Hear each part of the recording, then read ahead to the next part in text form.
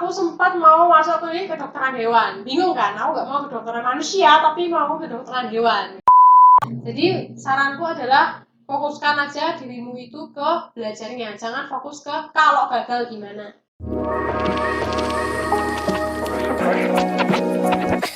Oke, jadi balik ke pemilihan jurusan untuk tes SBMPTN. Nah, waktu itu karena aku dari jurusan IPA, aku itu berpikir kalau aku harus ngambil jurusan yang ada di rumpun Saintek. Karena waktuku itu cuma sekitar 1-2 bulan sampai SBMPTN, jadi aku tuh merasa gak mungkin aku bisa mengejar belajar materi sosum dalam waktu sesingkat itu buat ikut SBMPTN. Pasti gak akan kekejar. Jadi aku mulai cari-cari jurusan IPA apa yang kira-kira aku bakal seneng atau setidaknya bisa belajar di sana lah. Saat itu sebenarnya aku bingung karena jujur aja aku tuh nggak tahu aku sukanya apa.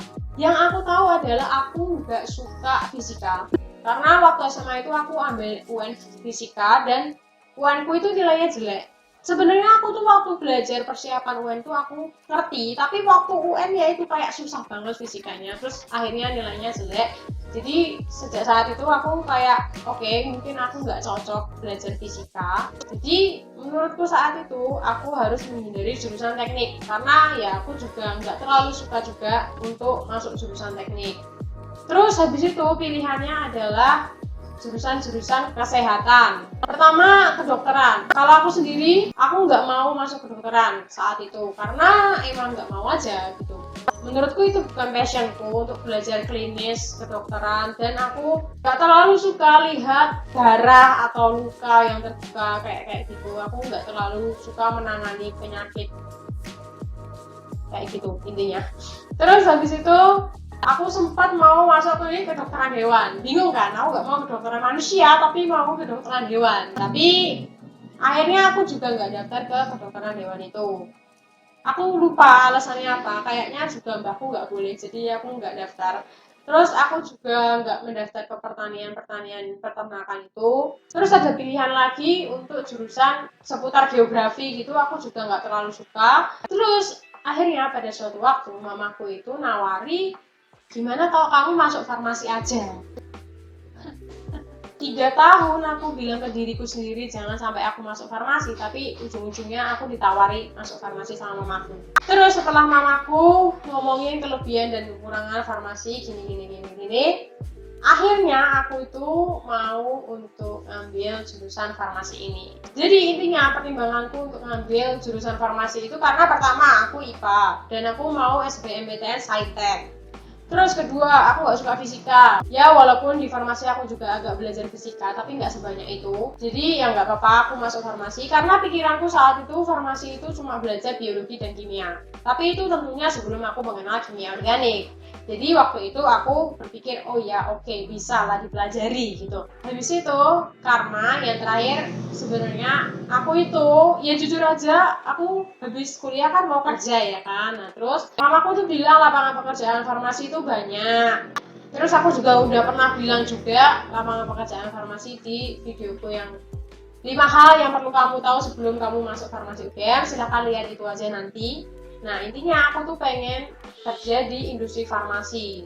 Tapi akhir-akhir ini aku sebenarnya lagi pengen kerja di bagian skincare gitu sih, industri skincare dan kosmetik karena aku tuh lagi suka banget pakai skincare. Nah, ngomong-ngomong tentang skincare, aku mau kasih tahu kalian nih, kalau sekarang itu aku lagi nyoba rangkaian skincare dari Scarlett Whitening. Jadi ceritanya dulu itu kan aku udah pernah coba serum wajah dari Scarlett Whitening yaitu Acne Serum dan Brightly Ever After Serum. Nah, terus aku itu baru tahu kalau Scarlett Whitening itu juga punya skincare series yang lainnya dalam bentuk krim wajah yaitu Acne Series dan juga Brightly Series. Nah, Acne Series yang ungu ini terdiri dari Acne Cream Day dan juga Acne Cream Night. Sedangkan Brightly Series yang warna pink ini terdiri dari Brightly Ever After Cream Day dan juga Brightly Ever After Cream Night. Selain itu, mereka juga punya Brightening Facial Wash yang warnanya pink ini. Oh ya, semua produk skincare series dari Scarlett Whitening ini udah terdaftar di BPOM ya. Nah, acne series dari Scarlett Whitening ini cocok banget untuk kita pakai kalau kulit kita itu lagi breakout kayak aku gini, jadi lagi banyak jerawat gitu. Karena acne series ini bisa berfungsi untuk menyembuhkan jerawat-jerawat kita. Nah, setelah tadi kita udah mengobati jerawat kita pakai acne series, kita bisa menghilangkan bekas jerawat yang ada di muka kita ini dengan Brightly Ever After series ini. Oh iya, masing-masing krim dari Scarlett Whitening ini berisi 20 gram ya. Nah, karena sekarang wajahku ini lagi breakout dan lagi banyak jerawat, makanya aku sekarang lagi fokus untuk menggunakan acne series dari Scarlett Whitening. Jadi, aku tuh biasanya memulai tahapan skincareku itu dari cuci muka pakai Brightening Facial Wash yang ini, yang pink ini. Aku tuh suka banget sama Brightening Facial Wash ini karena setelah aku pakai, jadi setelah dibilas gitu, aku tuh merasa kulitku tuh nggak kering kayak aku pakai sabun wajah yang lainnya yang kadang-kadang bikin kulit aku tuh kering jadi keset gitu. Nah, tapi setelah aku memakai Brightening Facial Wash ini, aku tuh merasa kulit aku tuh habis dibilas itu jadi lembab gitu, jadi nggak ketarik kering kayak biasanya aku pakai sabun lain yang busanya jauh lebih banyak daripada Brightening Facial Wash ini. Selain itu, aku tuh juga suka banget sama baunya yang manis banget gitu, tapi juga wangi. Terus aku juga suka karena bentuknya tuh lucu. Di sini ada gelembung-gelembung dan di sini itu ada rose petalnya gitu, guys. Nah, untuk kandungannya sendiri, jadi Brightening Facial Wash dari Scarlett ini mengandung glutathione yang bisa meningkatkan kelembapan dan elastisitas kulit, vitamin E yang juga bisa melembabkan dan menenangkan kulit, kemudian ada rose petal yang bisa menyegarkan kulit wajah kita, kemudian ada aloe vera yang untuk menenangkan kulit dan meredakan peradangan di kulit, serta melembabkan dan menghaluskan kulit wajah. Jadi intinya, Brightening Facial Wash dari Scarlett ini bisa membantu untuk melembabkan kulit kita, mencerahkan kulit kita, dan juga membantu mengatasi peradangan dan menenangkan kulit kita. Nah, cara pakainya tuh gampang banget. Kalau aku biasanya pakainya tuh dengan menuangkan Brightening Facial Wash ini ke tangan, kemudian tak kasih air sedikit, terus kemudian aku usapkan ke wajah sambil aku bersihkan semuanya, terus habis itu aku bilas dengan air. Nah, satu kemasan facial wash ini isinya itu ada 100 ml, jadi ini cukup banyak untuk kita gunakan dalam waktu yang lama. Jadi biasanya aku pakai Brightening Facial Wash ini di pagi dan malam hari. Terus setelah aku memakai Brightening Facial Wash ini, biasanya aku lanjutkan dengan memakai toner, terus habis itu aku pakai acne serum yang udah aku pakai dari lama banget, ini udah kayak 3 mingguan gitu, karena aku tuh breakoutnya terus menerus. Jadi kalau aku kebanyakan minum manis gitu, biasanya aku keluar jerawat atau kurang minum air putih. Terus juga kemarin itu aku habis sakit beberapa hari, jadi ada suatu hari yang aku itu ketiduran, jadi tanpa cuci muka, padahal kan wajahku masih kotor gitu, terus aku ketiduran, terus alhasil muncullah jerawat di sini dan di sini. Jadi aku masih pakai ini. Terus setelah pakai acne serum ini, aku pakai acne cream series dari Scarlett Whitening juga. Untuk di siang hari biasanya aku pakai acne cream day, dan di malam hari aku biasanya pakai acne cream night. Jadi seperti yang aku bilang tadi, sekarang ini aku lagi fokus pakai acne series dari Scarlett Whitening karena muka aku itu lagi breakout, jadi lagi banyak jerawat gitu. Jadi aku pengen fokus untuk menyembuhkan jerawat-jerawat itu dulu.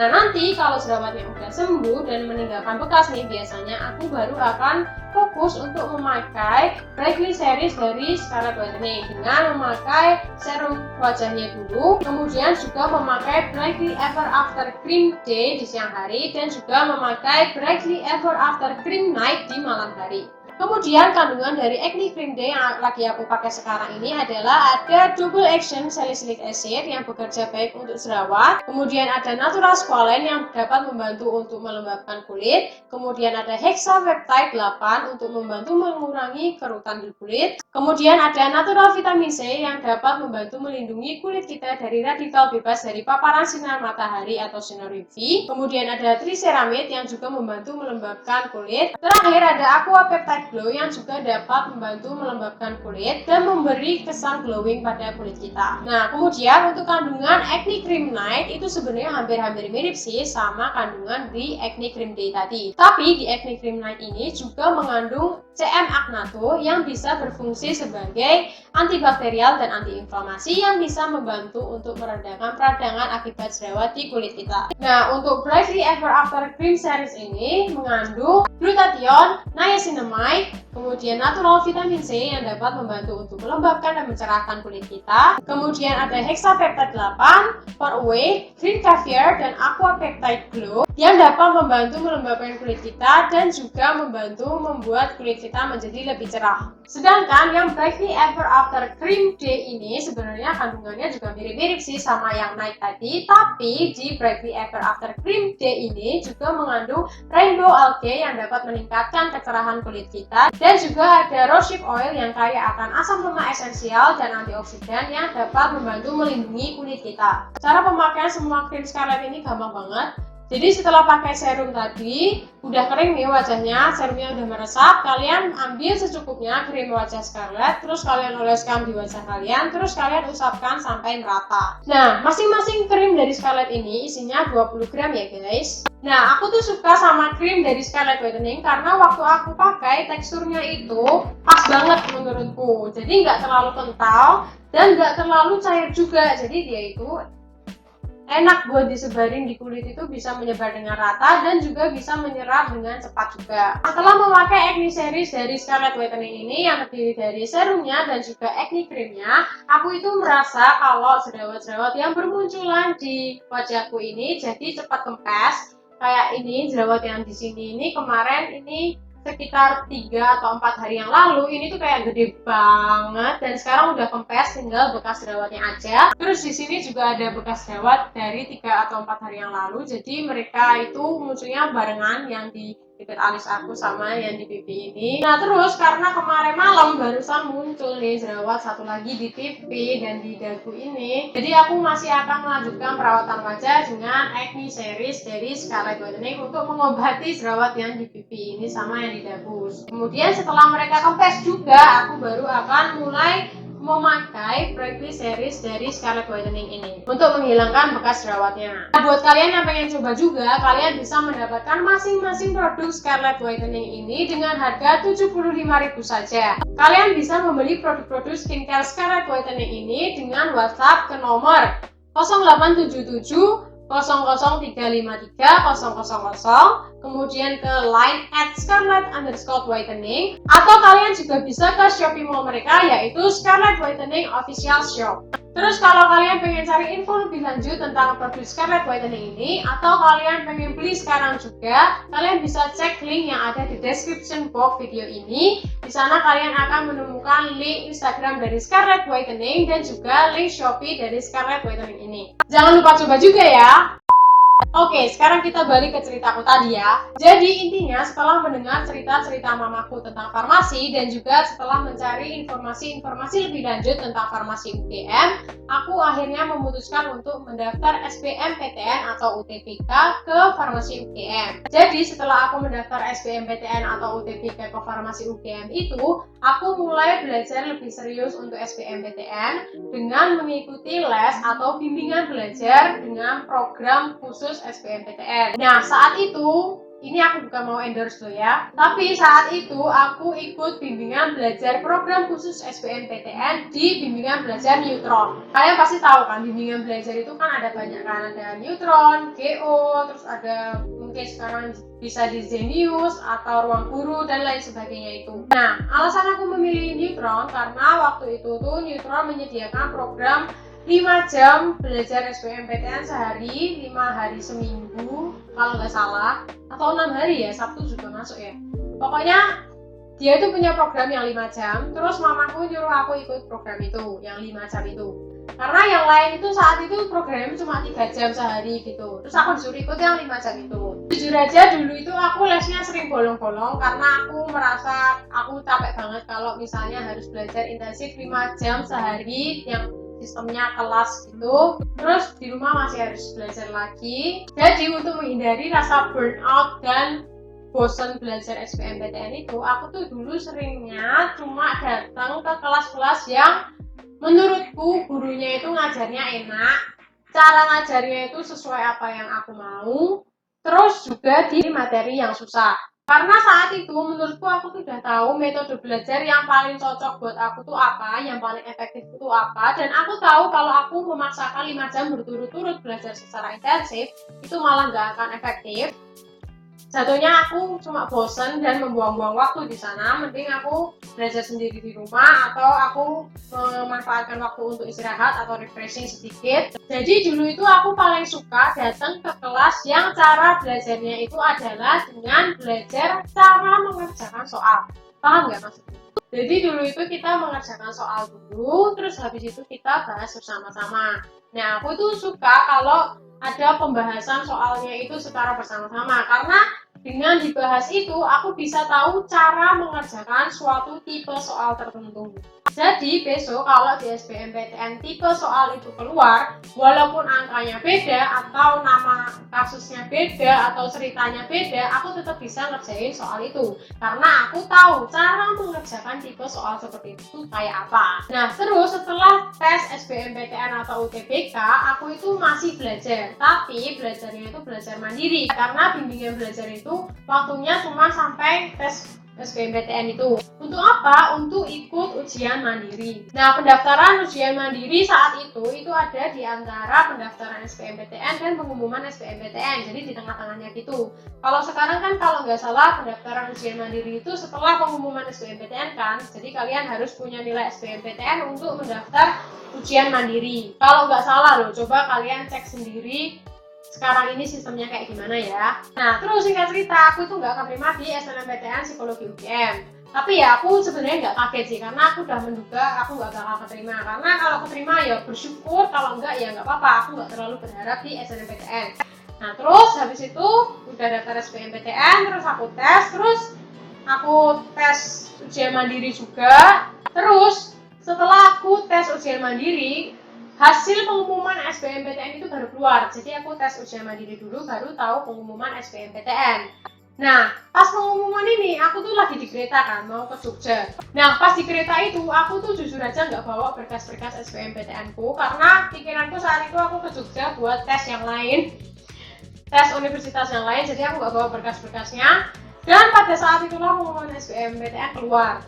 Nah, terus mamaku ngecat aku tuh di kereta, "Piye, keterima nggak?" Terus aku jawab, "Aku nggak tahu, aku nggak bisa ngecek karena aku lupa nomor pendaftaranku." Terus habis itu aku juga nggak bawa berkas-berkas ya, jadi aku nggak bisa ngecek. Jadi kayaknya yang pertama melihat pengumuman SBMPTN ku tuh malah mamaku, karena mamaku itu punya rekapan berkas-berkas SBMPTN ku, terus mamaku bisa ngecek duluan gitu. Nah, terus habis itu pas di kereta itu kan mamaku udah ngecek kan pengumuman SBMPTN-nya, terus mamaku bilang kalau aku keterima. Terus apa ya? Oh, oke, bagus. Tapi aku nggak kayak gitu, karena ya malu ya kalau di kereta masa gitu, enggak.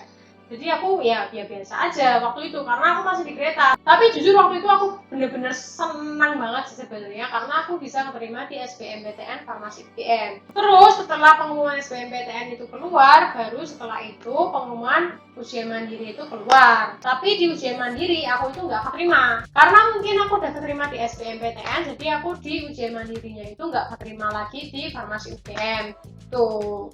Nah, jadi kira-kira kayak gitu sih ceritaku. Ya mungkin ceritaku ini nggak sedramatis orang lain, tapi kan ya jalur setiap orang pasti beda-beda, pengalaman setiap orang pasti beda-beda. Nah, dari pengalaman pribadiku itu tadi, aku tuh sekarang sebenarnya pengen membagikan sedikit tips yang mungkin berguna bagi kalian yang sedang dalam proses untuk mencari perguruan tinggi atau untuk mendaftar ke kuliah gitu. Tips yang pertama yaitu adalah tips belajar. Nah, menurutku pribadi, cara belajar yang paling enak dan paling efektif untuk menghadapi ujian-ujian yang seperti itu adalah dengan berusaha sebanyak mungkin latihan mengerjakan soal-soal. Tentunya soal-soal yang berkaitan dengan materi yang akan diujikan di tesnya itu, entah itu SBMPTN ataupun ujian mandiri.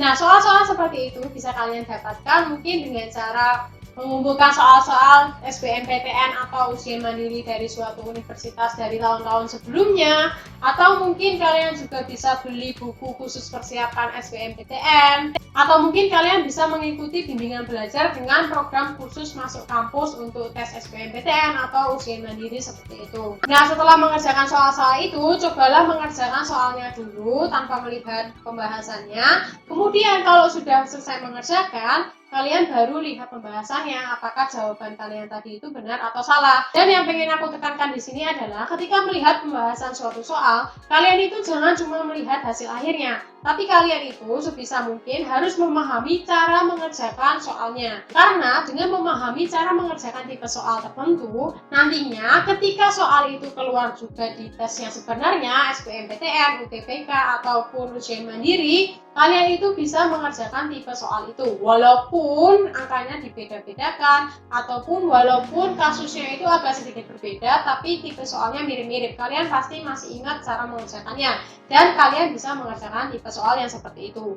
Kalau kalian cuma ingat jawabannya toh, nanti kalian nggak tahu cara mengerjakan soalnya. Nah, kalau ada tipe soal yang sama, kalian nggak bakal bisa ngerjain karena kalian nggak tahu cara ngerjainnya itu gimana gitu. Nah, tips yang kedua yang menurutku nggak kalah penting adalah kalian harus bisa memanage mental kalian. Caranya gimana? Kalau aku dulu caranya itu dengan pertama, jangan mudah percaya sama rumor yang beredar. Misalnya rumor dari mana gitu tiba-tiba ada yang bilang, passing grade di jurusan ini tuh segini loh nilainya, passing grade di sini nilainya segini, kalau kamu daftar ini nanti nggak bisa ini, itu. Padahal ya, kalau nggak salah ya, kemarin aku beberapa waktu lalu buka website un.ugm.ac.id, itu di situ ada pernyataan bahwa UGM itu tidak pernah mengeluarkan passing grade dalam bentuk apapun ke siapapun gitu. Jadi kalau ada orang yang nanya ke aku nilai untuk lulus SBMPTN UGM berapa, ya aku jawab aku nggak tahu gitu. Karena emang aku nggak tahu. Jadi kalau saranku ya, jangan jadikan nilai passing grade yang beredar itu sebagai patokan utama, tapi jadikanlah sebagai kayak perkiraan gitu loh. Jadi belajarmu itu harus sekeras apa, harus sebaik apa, sehingga kamu bisa melebihi nilai perkiraan itu. Nah, kenapa aku nggak percaya? Karena dulu tuh waktu aku persiapan SBMPTN, aku tuh sering banget ikut tryout SBMPTN. Nah, dari semua tryout yang aku ikutin itu, hasil tryoutnya itu adalah Anda dinyatakan tidak lulus farmasi UGM. Karena waktu tryout gitu kan biasanya ditanyain kan, kamu pengennya jurusan apa gitu, biar bisa mengira-ngira kamu tuh bisa masuk jurusan itu apa enggak. Dan hasil yang aku nggak keterima semua itu, bisa jadi malah membuat aku bukan tambah semangat, tapi malah membuat aku down, jadi sedih. Kok aku nggak bisa ya keterima situ. Jadi sejak tryout ke berapa gitu aku udah nggak peduli lagi sih sama passing grade itu. Bukan nggak peduli yang acuh banget, enggak, tapi aku lebih kan nggak menjadikan passing grade itu sebagai acuan utama. Jadi aku tetap belajar dengan fokus ke belajarku, bukan fokus ke gimana ya kalau aku gagal gitu. Ngerti kan maksudku? Jadi itu juga termasuk cara yang kedua untuk menjaga mental, yaitu dengan fokus ke belajarnya aja. Fokus gimana caranya aku bisa mengerjakan soal dengan baik, gimana caranya aku bisa mengetahui cara mengerjakan soal ini, gimana caranya aku bisa mengingat-ingat materi ini, daripada fokus ke kalau aku nggak keterima di situ nanti gimana ya, kalau aku nggak keterima di sini nanti gimana ya gitu. Kalau kalian fokus ke kalau aku nggak keterima, pikiran kalian itu bakal negatif terus gitu. Jadi kalian itu nggak bakal fokus untuk belajar yang beneran gitu. Jadi saranku adalah fokuskan aja dirimu itu ke belajarnya, jangan fokus ke kalau gagal gimana. Ngerti kan maksudku? Nah, terus cara yang ketiga buatku dulu itu adalah dengan rajin berdoa. Karena menurutku usaha tanpa doa itu percuma. Tapi kalau doa doang nggak ada usaha itu juga percuma gitu loh. Jadi kita harus seimbang di antara usaha dan doa. Jadi ya gitu sih intinya. Menurutku berusaha dan berdoa itu harus seimbang. Nah, terus terakhir pokoknya intinya dalam menghadapi proses untuk meraih sesuatu, dalam hal ini adalah dalam menghadapi proses untuk masuk ke perguruan tinggi, kalian itu harus sabar, terus yang kuat, jangan panikan, terus habis itu harus intinya tuh jangan bosen-bosen untuk selalu mencari informasi baru, terus jangan bosen-bosen untuk selalu menambah belajar materi baru, terus juga jangan terlalu berharap tapi juga jangan pesimis banget. Ngerti kan maksudku? Kayak kalau misalnya kita terlalu berharap banget keterima SNMPTN dan ternyata kita nggak keterima, sedangkan kita nggak siap-siap nih untuk menerima kegagalan kita di SNMPTN, dalam arti nggak mempersiapkan diri untuk belajar SBMPTN, ya nanti kita nggak bakal kekejar untuk SBMPTN itu.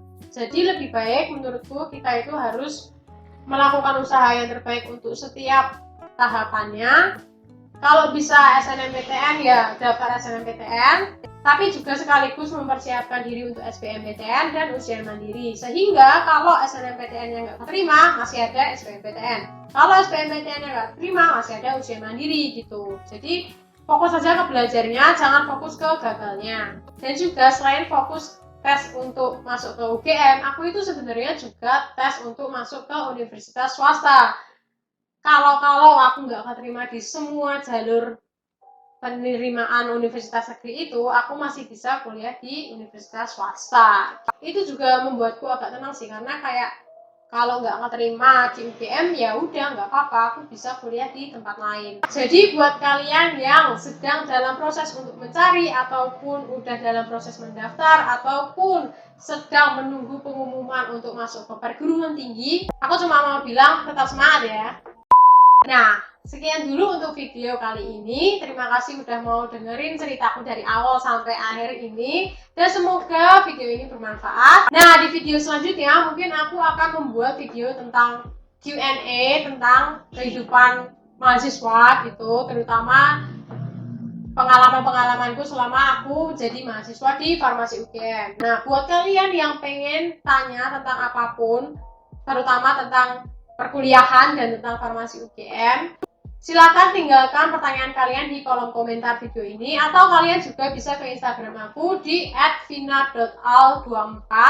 Kalian bisa tanya di YouTube ini atau di Instagram aku di sana. Dan kalau aku bisa jawab, aku akan jawab pertanyaan-pertanyaan kalian itu di video aku selanjutnya. Kalau kalian merasa video atau channel ini bermanfaat, jangan lupa like, subscribe, dan share ke teman-teman kamu yang lain ya. Oke, see you in my next video ya. Dah.